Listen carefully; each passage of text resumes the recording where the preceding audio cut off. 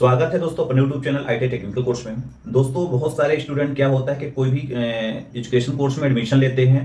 फिर education course में admission लेने के लिए उनको ये नहीं मालूम होता कि डॉक्यूमेंट्स क्या क्या लगते हैं। वो मेरिट लिस्ट के लिए फॉर्म भर देते हैं, अप्लाई करते हैं और कम डॉक्यूमेंट्स होने के कारण या गलत डॉक्यूमेंट्स होने के कारण उन लड़कों का वेरिफिकेशन रुक जाता है। तो ऐसा आपके साथ ना हो, कोई दिक्कत ना है एडमिशन के टाइम पे। आप कोई भी कोर्स कर रहे हो, BA, BSc, BCom, engineering, diploma, ITI, जितने भी कोर्स होते हैं सभी के लिए जो डॉक्यूमेंट्स लगता है, आप गवर्नमेंट कॉलेज के लिए हो या प्राइवेट कॉलेज के लिए एडमिशन सोच रहे हो, सभी के लिए जो डॉक्यूमेंट्स लगता है आज पूरी ए टू जेड कम से कम 16-17 ऐसे डॉक्यूमेंट्स हैं जो आपको भी तैयार करके रखना है।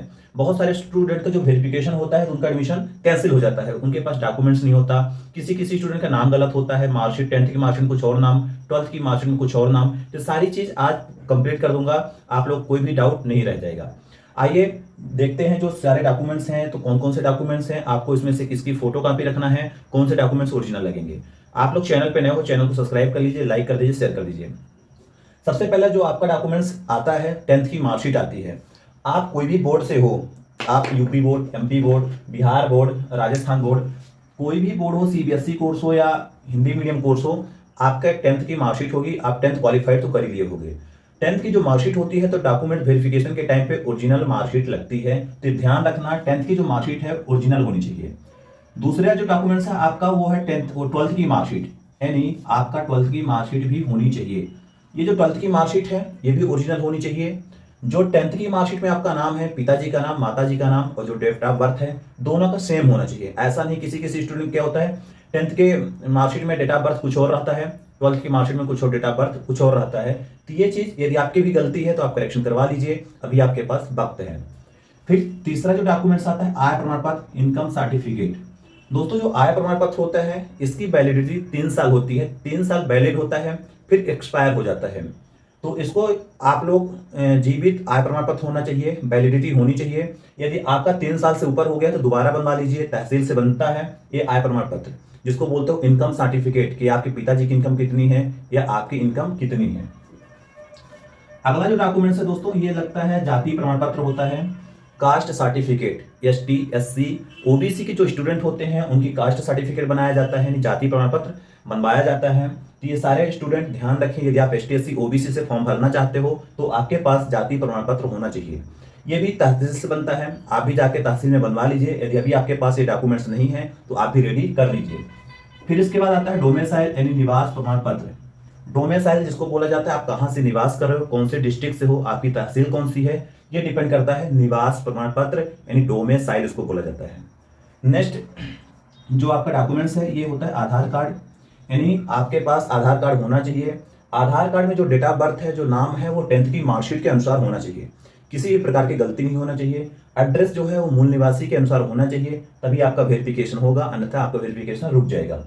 नेक्स्ट जो डॉक्यूमेंट्स है दोस्तों वो टीसी है, जिसको आप बोलते हो ट्रांसफर सर्टिफिकेट, टीसी।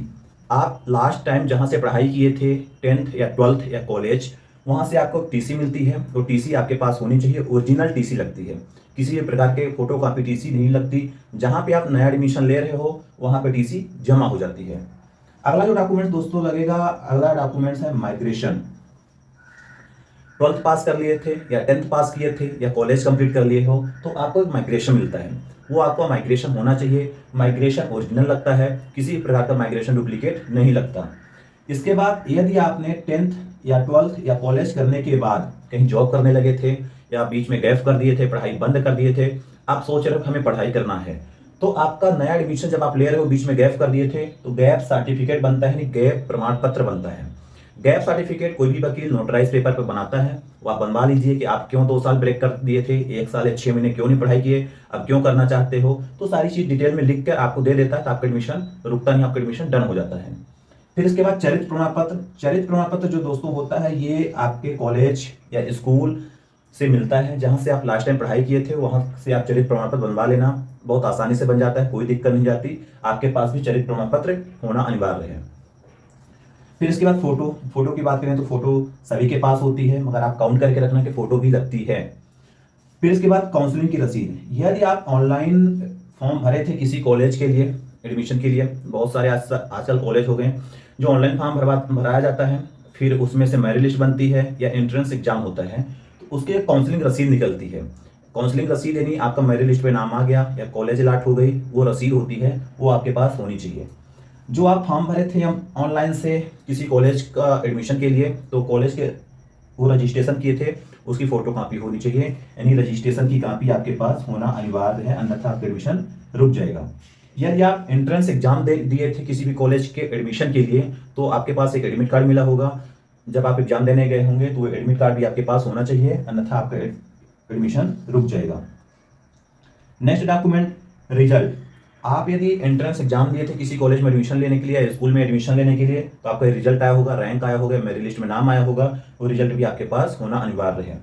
फिर नेक्स्ट है जो last document, college allotment letter.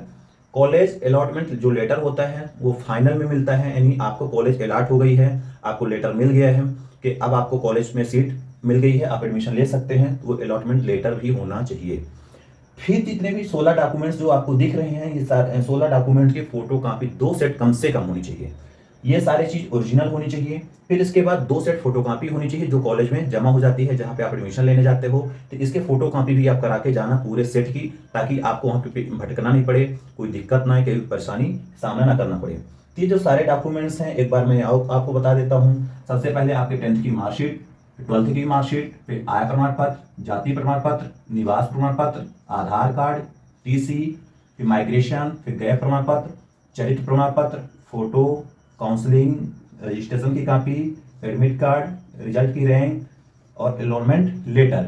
ये सारे डॉक्यूमेंट्स आप कोई भी कॉलेज में एडमिशन ले रहे हो, कोई भी स्कूल में एडमिशन ले रहे हो, कोई भी यूनिवर्सिटी में एडमिशन ले रहे हो, तो आपको ये सारे डॉक्यूमेंट्स लगते हैं।